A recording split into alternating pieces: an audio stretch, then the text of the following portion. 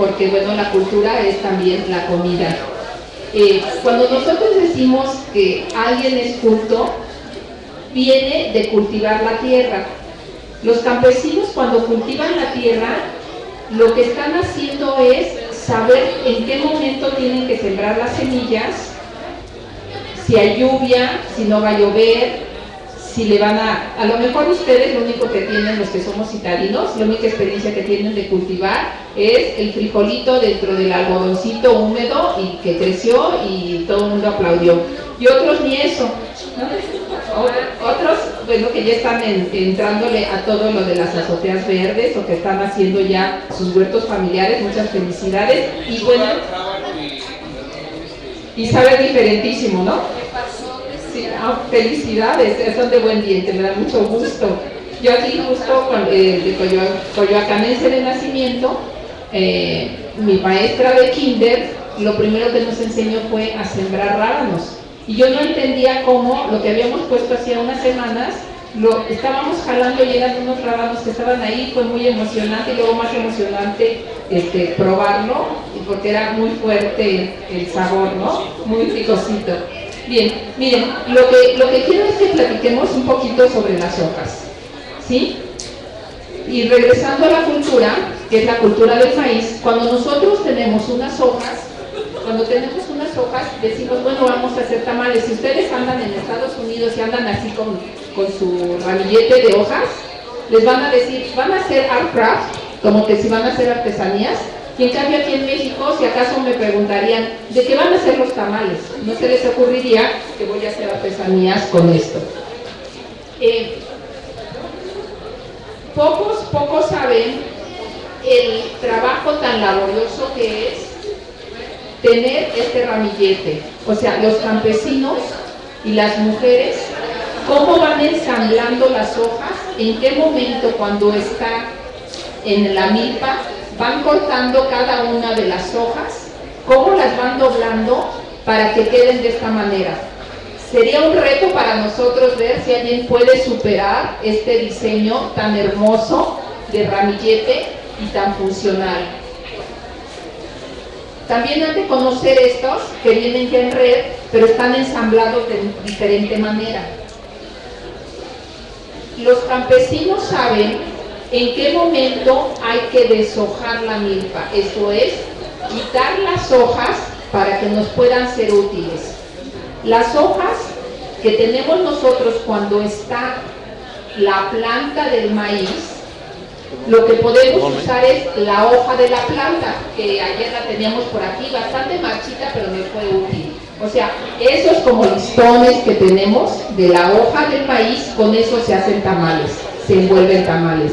Después, con la mazorca fresca, se corta y también se envuelven tamales. Y esta ya sería de cuando ya está seca. Cuando nosotros compramos un mazo de estas hojas, tenemos que preguntar para cuántos tamales alcanza. Y si les dicen que para 60, ustedes calculen unos 15 o 20 menos, porque seguramente que muchas hojitas van a estar rotas, porque no están hechas en serie. Hay ya unas que son de imitación, que tal vez tú sí conozcas, ¿sí? Y si nos platicas un poquito, y si no, acá tengo mucho gusto que sí conocen de otras hojas que son imitación y que tienen la textura, pero no son hojas de maíz, es imitación. En realidad no los conozco, pero ayer nos contaste, así que cuéntanos más. Contaste que en Estados Unidos están haciendo, ¿no? Pero no es vegetal. Si es vegetal, que si es vegetal, la sacan de ahí y tiene la textura, se puede ver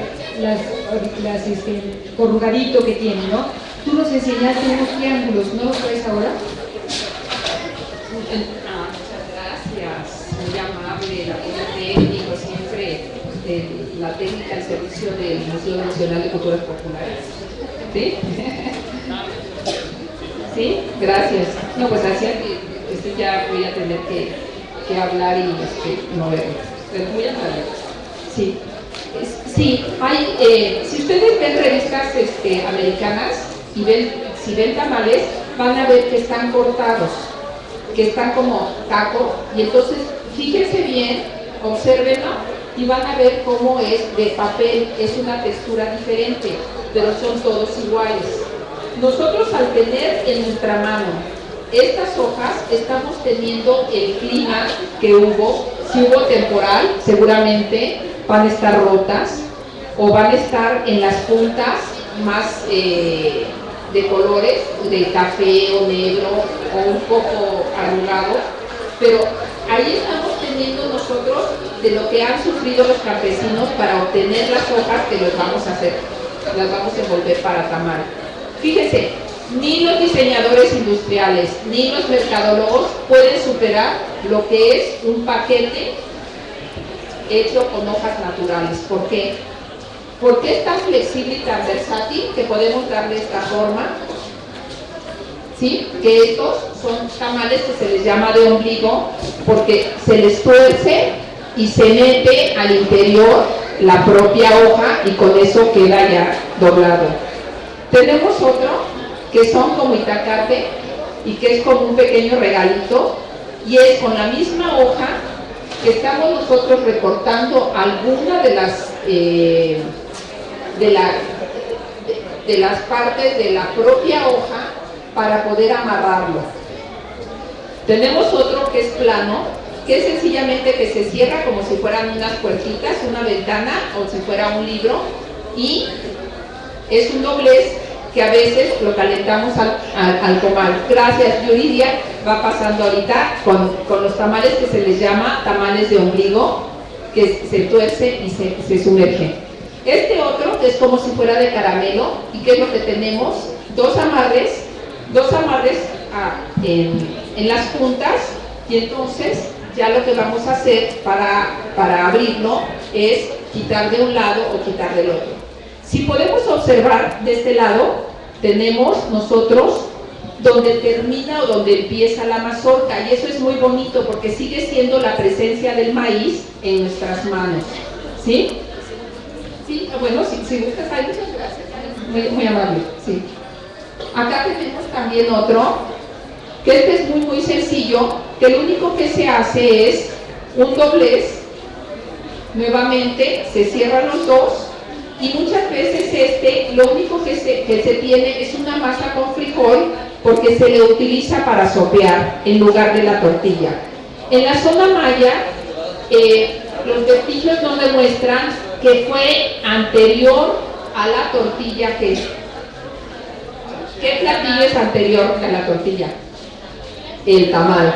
¿Sí? Pocos saben qué es el tamal anterior de la tortilla, o sea, tiene raíces mucho más profundas. ¿Y por qué? Porque en los vestigios arqueológicos nosotros tenemos que, si van ustedes a cualquier museo, vemos que primero están las ollas y después de que recorrieron ya bastantes vitrinas van a ver que aparece el comal. O sea, el comal fue utilizado después porque es algo que se hizo plano. En cambio, la olla donde se sumergen los tamales, esto fue anterior. También, ¿qué otro tipo de hojas conocemos para envolver tamales? Muy bien, las hojas de plátano. Las hojas de plátano, como, a ver, aquí que tanta me entusiasta, le paso unos papelitos, que ahí viene, si gustan, lo que tengo aquí escrito es nada más, a ver si se le pasa también a Michelle que está allá atrás, que ahorita le vamos a platicar con ella un ratito, ¿sí? ¿Cuáles son las hojas para envolver tamales? ¿Cómo es que vamos nosotros a preparar las hojas de maíz? Las hojas de maíz, muchas gracias, lo único que necesitamos es hidratarla. Necesitamos agua fría o agua caliente, la sumergimos y eso lo va a hacer flexible, ¿sí?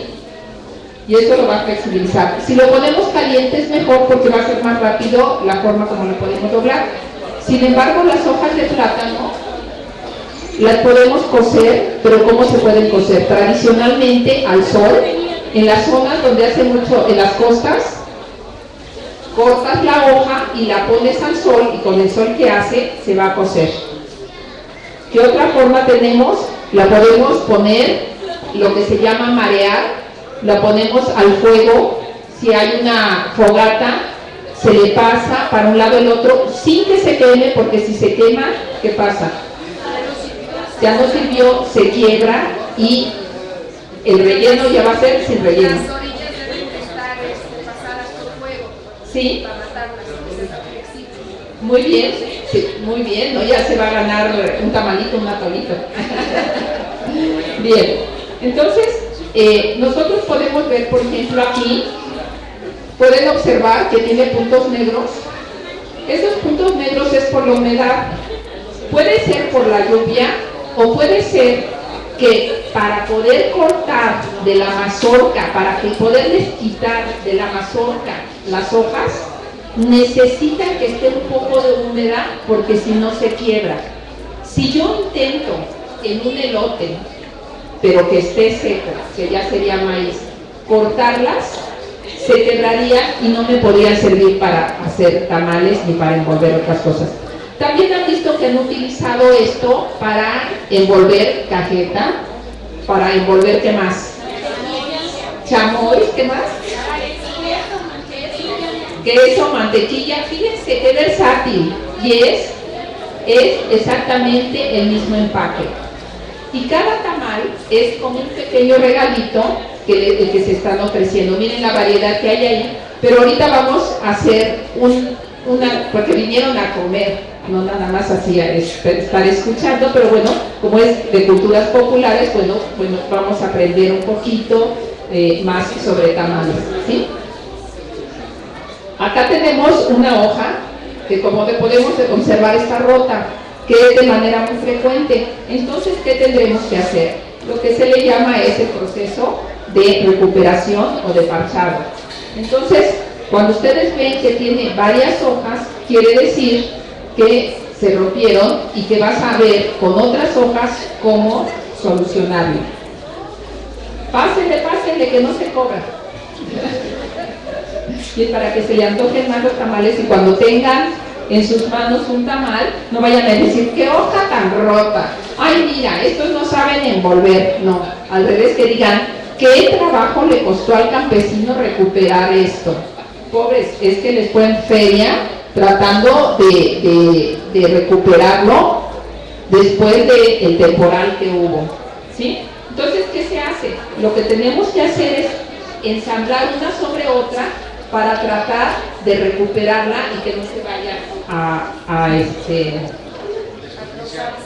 a salir el relleno.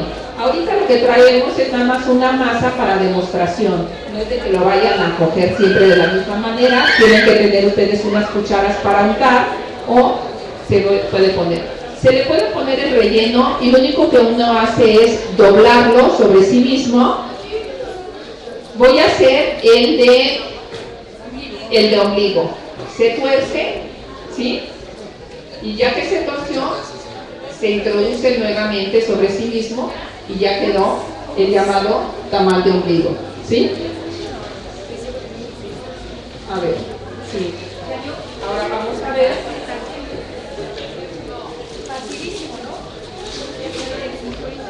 Nuevamente, miren, díganme, ¿qué diseñador industrial quisiera un empaque de estos? Que nada más lo sumerge y se hace flexible. Luego le pueden poner calor y otra vez está, lo pueden almacenar. Díganme, a ver, qué reto para los gastrónomos, para los mercadólogos, qué reto de diseñazo tiene la naturaleza, que aparte es biodegradable al 100%, generosa con la naturaleza, ¿sí? Acá tenemos otra hoja, esta es otra hoja más grande. Ponemos nuevamente el relleno. Acuérdense, hay muchos tipos de relleno. Ahorita nada más es la demostración de cómo doblar tamales. Esta la doblamos a la mitad, ¿sí? Se dobla la mitad.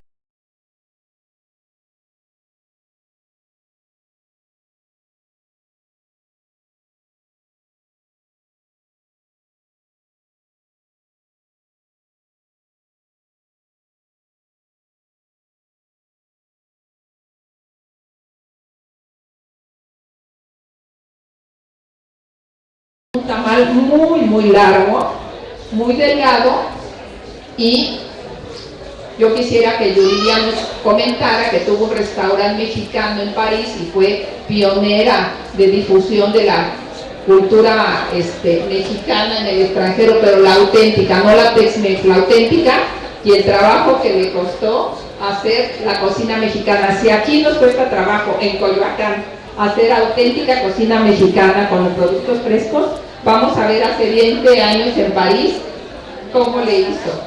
A ver, ya 20, pues a ver, termino, se cierra sobre sí mismo, se cierra, se dobla y nuevamente se dobla, ¿sí? Y entonces aquí no se nos va a salir, ¿sí? Yo sé que no lo van a hacer, es nada más para que lo aprecien, para que coman un tamal, ¿sí? Sí, este es otro ejemplo. Bueno, a ver, ¿qué tal si nos cuentas? Mande. El tamal, o sea, la cáscara influye en el sabor del tamal. La cáscara influye en el sabor. Cuando es fresca, sí. Y depende, yo creo que muchos de las investigaciones que se han hecho son más bien de psicología, de cómo uno percibe las cosas, y cuando tú las ves, por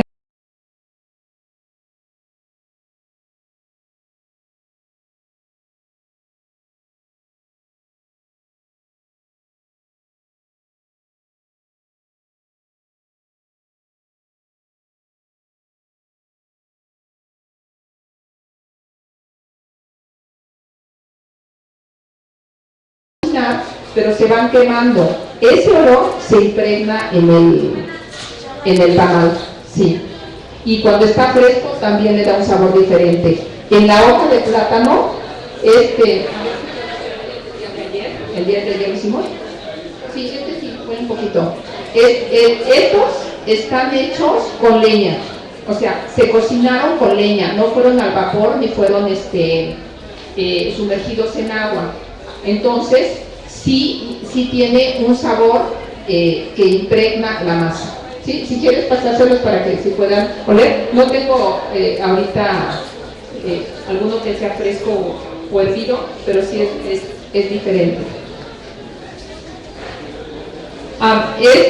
Le repito, pues son hongos, y puede ser que haya sido que cuando lo cortaron lo humedecieron para hacer más flexible las hojas al quitarlo, o puede ser que en la misma planta llovió y la humedad lo que hizo fue que lo impregnó, ¿sí? Generalmente lo que se hace es el tamal y al final se le quitan estas orillas o se le cortan, ¿sí?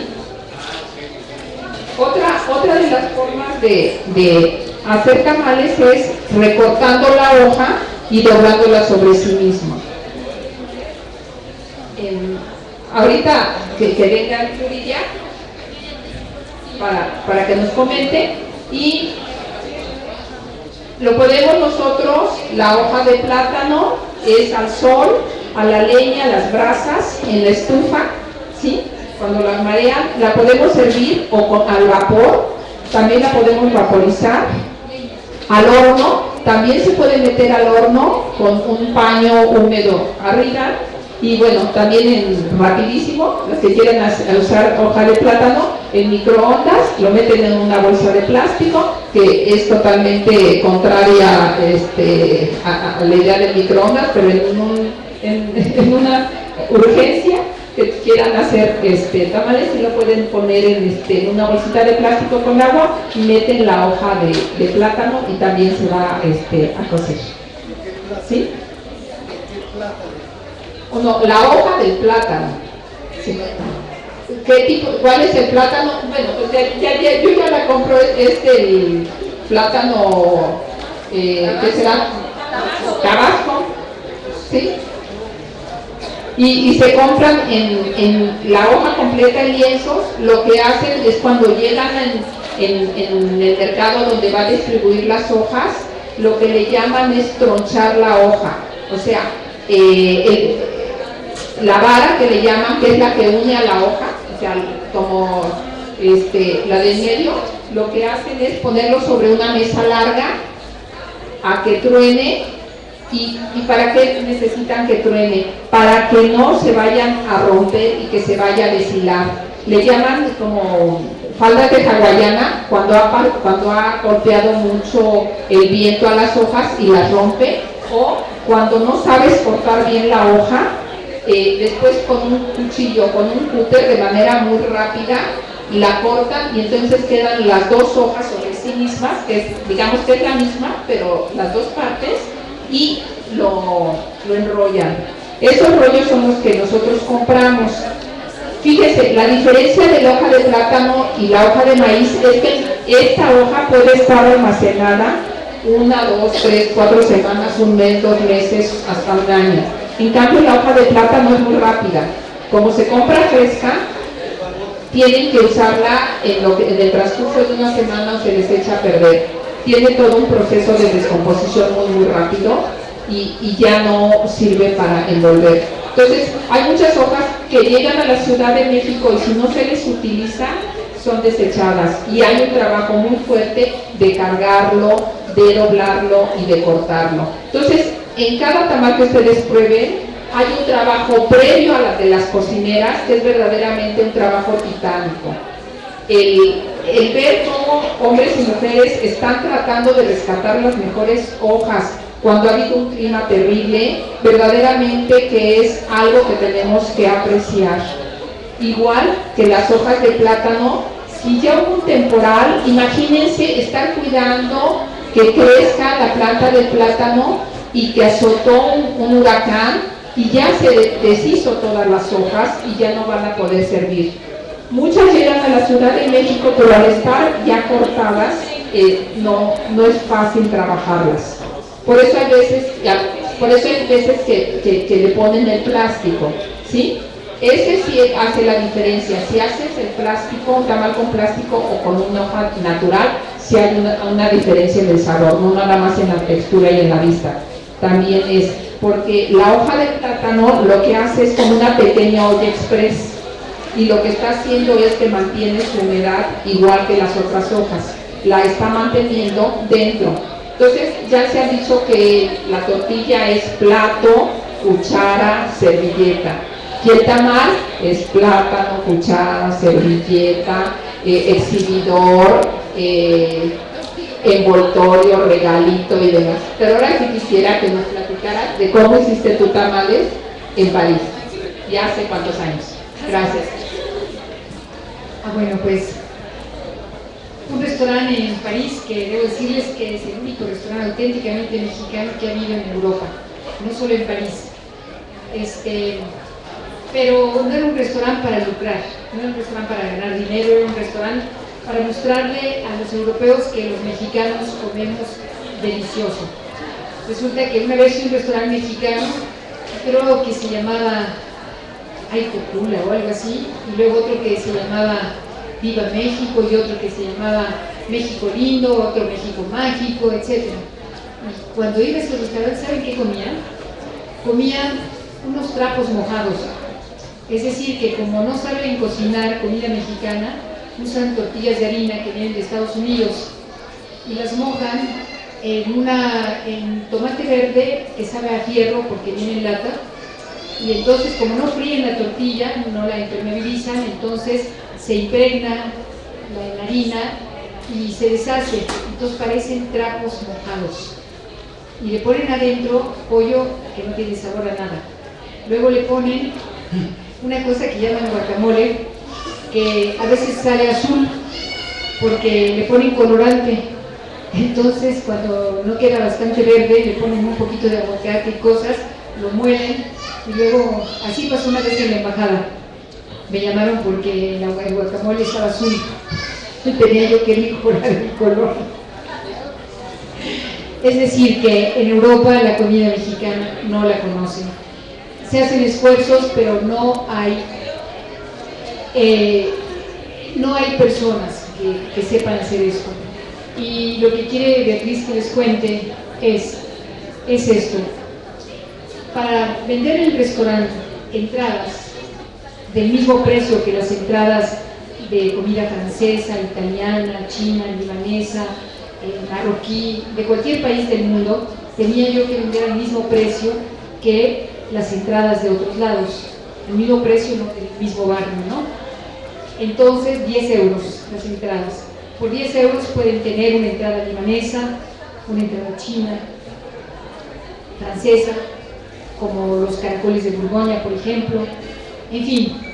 Entonces yo daba como entrada 3 antojitos, una quesadilla de queso con epazote y afuera guacamole, una flauta, como son las flautas, con su salsa verde, su lechuga, crema, y un sopecito de papa con chorizo, ¿verdad?, de salsa roja, para que vieran que no es una sola salsa.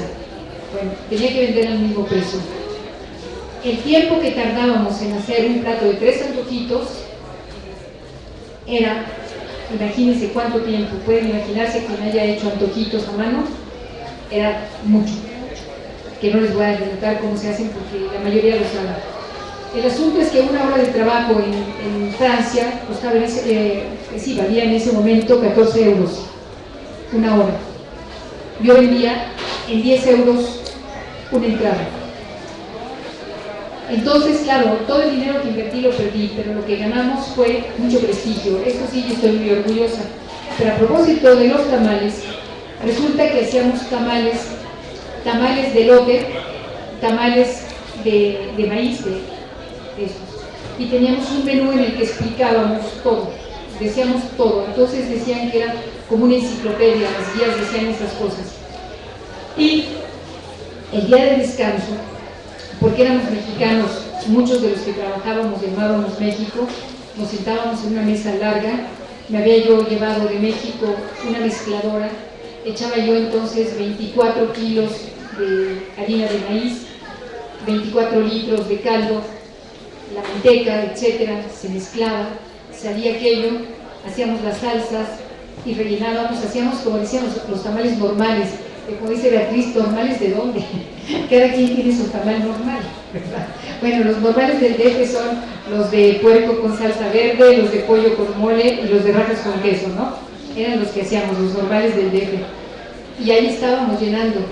Y teníamos que hacer muchísimos, porque los franceses adoran los tamales. Pero curiosamente a ellos les sienten que son un poco secos, entonces había que ponerles al lado crema.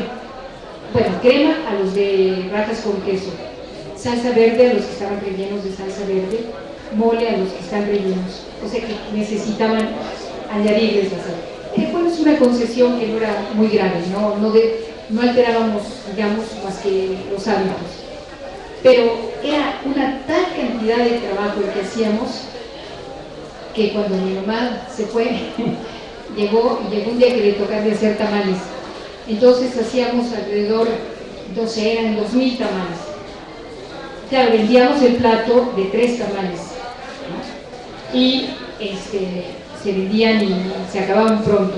Y teníamos un letrero que decía: si pide tamales y no hay, discúlpenos, es que los piden mucho y son muy difíciles de hacer. Sí, eran muchísimas horas y éramos 5 personas. Y mi mamá se regresó a México muy pronto porque dijo que era muy difícil vivir con una tamalera. Era mucho trabajo conmigo.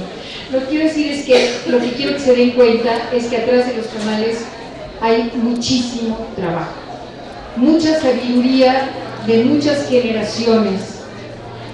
Yo digo siempre que es imposible aprender a cocinar por recetas. No hay nadie que aprenda a cocinar a través de una receta de cocina. Si alguien lo ha hecho, que me levante la mano. ¿Hay alguien que sepa cocinar, que haya aprendido a través de recetas? Se aprende porque la cocina es gestual, es importantísima. No hay lenguaje que pueda describir los gestos de la cocina. Y la sazón, el sazón, digamos que decimos en México, el sazón se aprende también por los gestos. Entonces, cuando lo que quieren es despojarnos de lo vivo, este es el Museo de las Culturas Vivas. Aunque lo graben en cine, en música, en registros bibliográficos, todo queda en recetas, no es cierto.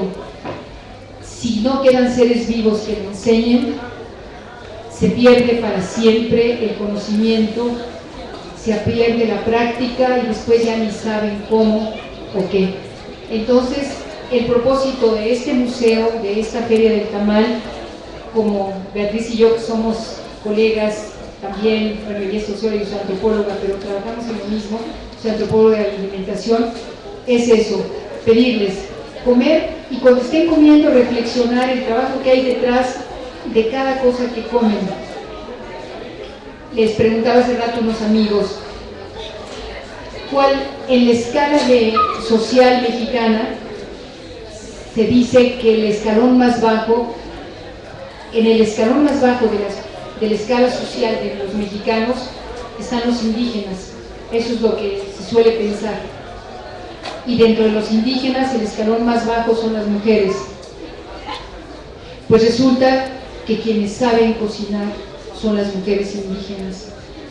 Y que esto sirva, estas ferias y todo, para que revaloremos también el trabajo, por supuesto, a nosotros como país, como mexicanos, y sobre todo a las creadoras de las cocinas mexicanas. Gracias.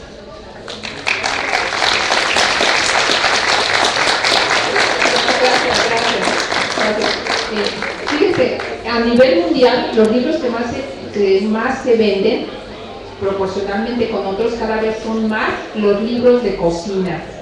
Pero ¿qué creen? No son para cocinar, son nada más para que se te antojen, para verlos. Porque son libros tan grandes que ni siquiera los puedes meter en tu cocina. Porque son libros para ser vistos, para que se te abra el apetito. Porque no es para cocinar. Y cada vez hay más programas en la televisión que te dicen cómo cocinar y cómo estás, pues tumbado en el sillón viendo, y eso se ve rico, se me antoja, pero no lo vas a hacer, sino que dices, ay, mira qué rico, qué bien lo están haciendo, pero tampoco se cocina por medio de la transmisión, por medio de la palabra, por medio de los gestos.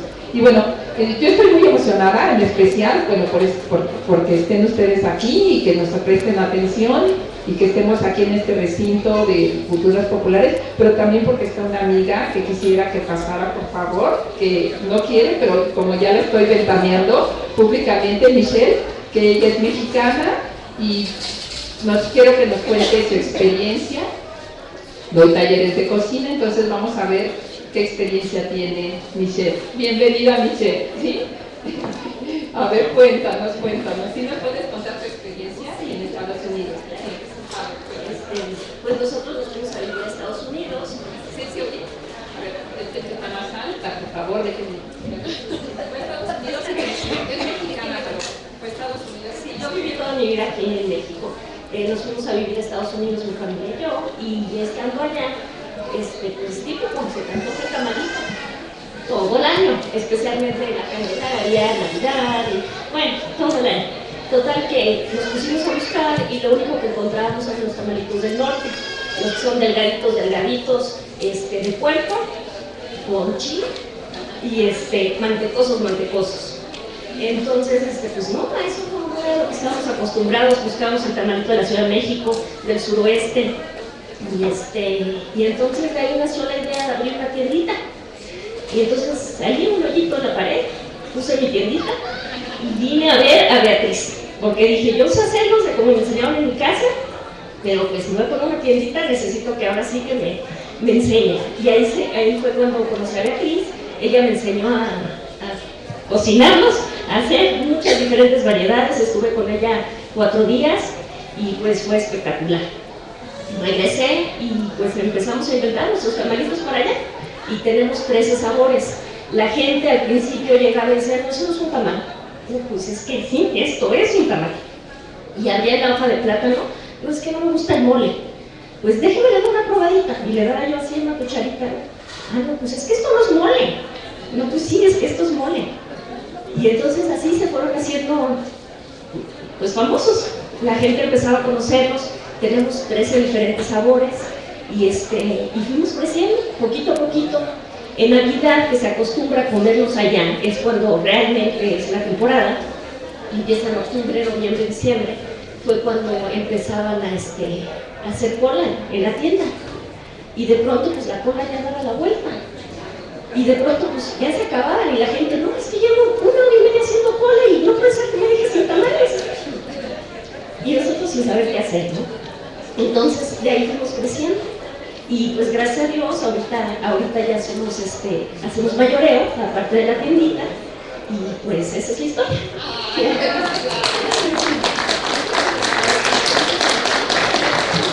Gracias. Bueno, tengo el privilegio de tener como cocinera a pues la mejor cocinera de tamales y especialista, Guadalupe López Barrientos, que ella tiene 50 años haciendo tamales, entonces se pueden imaginar que está dormida y ya sabe si la hoja está buena o no, y los hace y demás. Muchísimas gracias, Michelle, porque la verdad de que es muy, muy emocionante y muy conmovedor de que ya se sienta uno ya la abuelita de las que tienen tiendas de tamales en Estados Unidos, ¿sí? Y hace un mes estuve en una boda en Suecia y bueno, pues les hablé sobre la tradición de los tamales, la presencia de los tamales en las bodas aztecas y la importancia de que la suegra, la futura suegra, lo que hacía era ofrecerle un tamal a la futura nuera en unos segunditos para que probara los sabores de su hijito, de los que ya iba a dejar, y pues para que se despidiera de ellos y que ya iba a tener unos nuevos sabores que probar. Bueno, les agradezco muchísimo, y a Yuridia, al Museo de Culturas Populares, a Michelle y bien. Cuéntame. Quería decir una cosita. Es una reflexión que me ocurrió hace rato cuando el señor te preguntó si el sabor de los tamales cambiaba con que fueran envueltos con plátano o con maíz. Eso preguntó, ¿verdad? Sí. Yo reflexioné y entonces oyeron y tú dijiste, claro, hay el olor que transmite. Pero se me ocurrió algo. Efectivamente, los tamales de elote se envuelven en hoja fresca de elote. No sabrían igual si están envueltos en hoja seca. No. Tendría distinto, ¿verdad? Sí. No lo maticé, pero sí.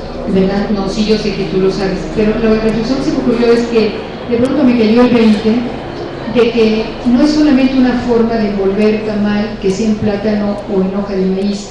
Porque si ustedes se fijan, los tamales de hoja de maíz tienen en su receta, en la masa, tienen el tequesquite y la hoja de tomate, ¿no? El de tomate verde, pero tiene un nombre, ¿no? Bueno, y eso sirve para esponjarlos. Tú hablaste también, y hablaron esta mañana, de esa técnica del tamal, en la cual depende el esponjada, depende de cómo se bata la manteca, ¿no? Y depende, la persona que ponía royal, otra persona ponía la hoja, o tú pones el tequesquite.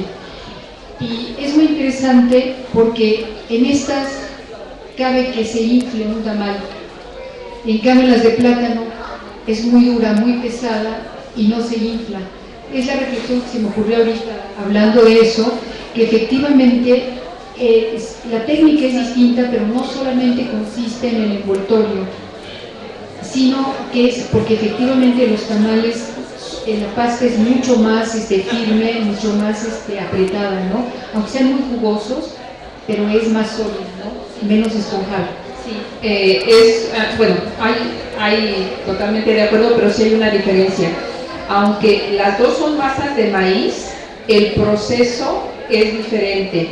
En las de hoja de maíz, la masa que se utiliza es una masa, bueno, empecemos. Tengo granos secos de maíz. Esos granos secos de maíz los pongo en una olla con agua caliente y le pongo cal. La cal lo que va a hacer es que me permita que yo pueda desprenderle la pielecita y también la cabecita al maíz. Eso es una técnica mesoamericana. Esa sabiduría mesoamericana todavía los investigadores hoy en día no saben cómo es que se les ocurrió esa maravilla, porque eso es lo que nos hace que lo podamos digerir los seres humanos.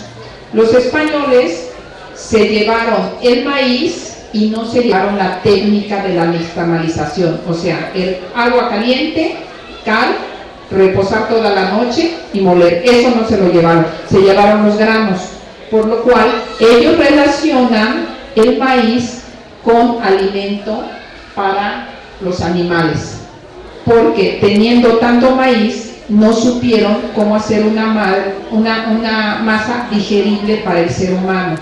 Entonces fíjense, eso tan sencillo que parece ahorita es de una complejidad y una sabiduría impresionante, porque pudieron pelar los granos y hacerlo digerible. Aparte, con lo que es la milpa, que es el frijol, esa combinación te da unos nutrientes que se van a potencializar.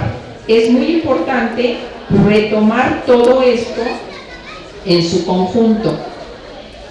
Entonces, si yo voy y tengo unos granos y los muelo con mucha agua, me sale una masa para hacer tortillas, ¿sí? Si tiene mucha humedad. Pero si yo saco los granos, los escurro y ya un poco secos los muelo, está más apelmazadita la masa y después los voy a cernir, los paso por un cernidor, por un colador, y eso es la harina cernida. Una es directamente masa y la otra es harina cernida. La que es harina cernida le pongo manteca y hago en hoja de maíz. La otra, que es para hacer tortillas, le meto yo alguna grasa y hago hojas de plátano. Bueno, qué bueno que doy clases para hacer tamales, pueden tomar taller conmigo, ya saben. Bueno, muchas gracias a todos. Michelle, mi corazón envuelto en hojas de maíz para todos. Muchas gracias al museo. Claudio, muchas gracias. Y bueno, pues a degustar tamales, que hay tamales de chiapanecos, Tlaxcala, tenemos los prehispánicos ahí, hay una cocinita, si la quieren ver, que ahí se cierra la puertita de la cocinita, está la representación de mis papás en paz descanse, y mi mamá le está dando tamales de toloache. Gracias. Atole también.